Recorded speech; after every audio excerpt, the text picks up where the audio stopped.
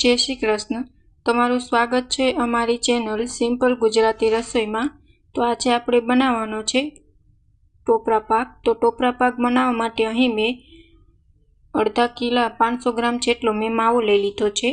तेनी ज सामे मैं 500 ग्राम जेटलुं टोपरुं लई लीधुं छे। एकदम झीणुं छीणेલું टोपरुं लई लीधुं छे। टोपरुं छे ते तमारे एकदम बजारमां बे प्रकारना चलता होय छे, एक जाडुं अने पातळुं। एकदम पातळुं छीण आवे टोपरानुं ते लेवानुं छे।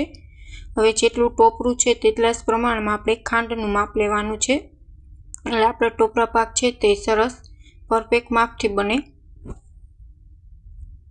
તો જેટલું ટોપરાનું છીણ છે તેટલી જ મેં સામે ખાંડ લઈ લીધી છે। હવે આપણે ખાંડની ચાસણી લેવાની છે। ખાંડ ડૂબે તેટલું એટલે આપણે પાણી એડ કરવાનું છે। આ ટોપરા પાક તમે વ્રત કે ઉપવાસમાં ખાઈ શકો છો, તેટલો સરસ ટેસ્ટી બનીને તૈયાર થાય છે। કોઈ પણ આપણે દૂધ હલાવવાની ઝંઝટ કે માવા મિલ્ક પાવડર વગર આજે આપણે ટોપરા પાક છે તે બનાવીને તૈયાર કરવાનો છે। એકદમ બજાર જેવો જ ઘરે બનીને તૈયાર થાય છે। હવે આપણે ચાસણી તૈયાર કરવાની છે એકદમ કડક। તો આપણે સતત હલાવશું જેથી આપણે ખાંડ પાણીમાં ઓગળી જાય અને ચાસણી બનવા લાગે। ટોપરા પાક બનવામાં ફક્ત 10 જ મિનિટ લાગે છે। જો તમને અમારી રેસીપી ગમે તો ચેનલને લાઈક કરજો, શેર કરજો અને સબસ્ક્રાઈબ કરજો અને કમેન્ટમાં જરૂર કમેન્ટ કરીને જણાવજો કે તમને અમારી રેસીપી કેવી લાગી। પરફેક્ટ માપથી જો ચાસણી આવી જાય તો તમારો ટોપરા પાક પણ એકદમ બજારમાં ચડે છે તેવો જ બનીને ઘરે તૈયાર થશે।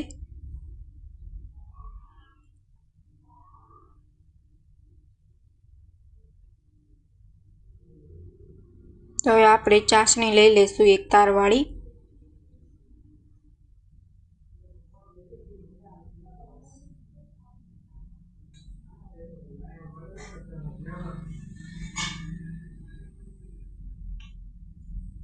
તો અહીં મેં સતત હલાવી લીધું છે અને આપણે ચાસણી છે તે બનવા લાગી છે।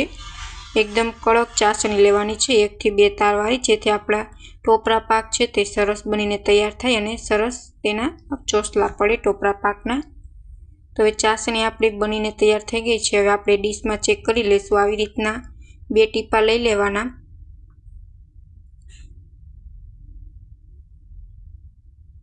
પછી હાથથી ચેક કરી લેવાનું આવી રીતના ઘસીને। તમે જોઈ શકો છો મારે એક તાર બને છે। તો આપણો ચાસણી છે તે પરફેક્ટ આવી ગઈ છે।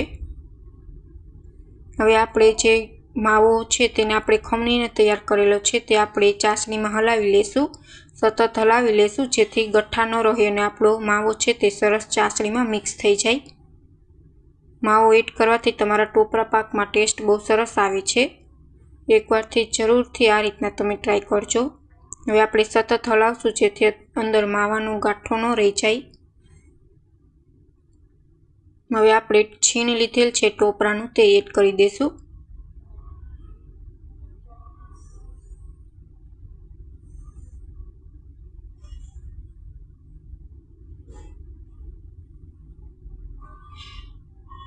સતત હલાવતા રહેશું જેથી સરસ બધું જ મિક્સ થઈ જાય।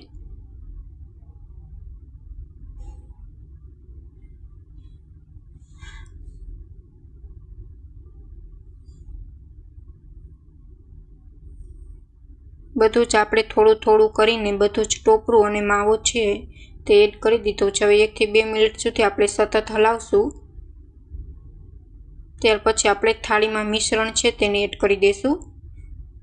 તો અહીં મેં એક પ્લેટ લઈ લીધી છે। હવે બધું જ મિશ્રણ કરેલ છે તે એડ કરી દઈશું અને આપણે તેને થાળીમાં સરસ રીતના પાથરી દઈશું। સરસ રીતના આપણે પ્લેટમાં બધું જ મિશ્રણ સેટ કરી દઈશું। આવી રીતના ઉપરથી આપણે બાઉલ છે તે ઠપકારશું જેથી બધું જ સરસ રીતના પ્લેટમાં સેટ થઈ જાય। તમે આ છે મીઠાઈ તમે વ્રત કે ઉપવાસમાં પણ ખાઈ શકો છો।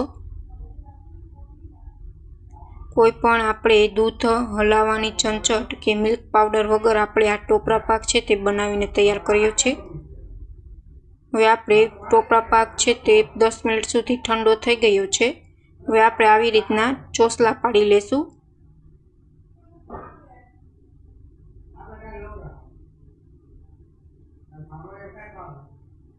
તમે જોઈ શકો છો કેટલો સરસ આપણો ટોપરા પાક છે તે બનીને તૈયાર છે। તમે ઉપરથી પણ ટોપરું છે તે એડ કરી શકો છો ઠંડો થાય ત્યાર પછી સ્વાદ છે તે સરસ આવશે। તો આપણે એક ચોસલું કાઢીને જોઈ લઈએ કે આપણો ટોપરા પાક કેટલો પરફેક્ટ બનીને તૈયાર થયો છે।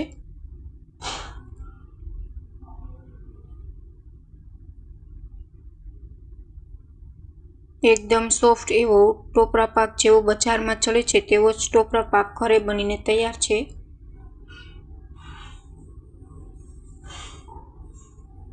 Thank you for my watching video.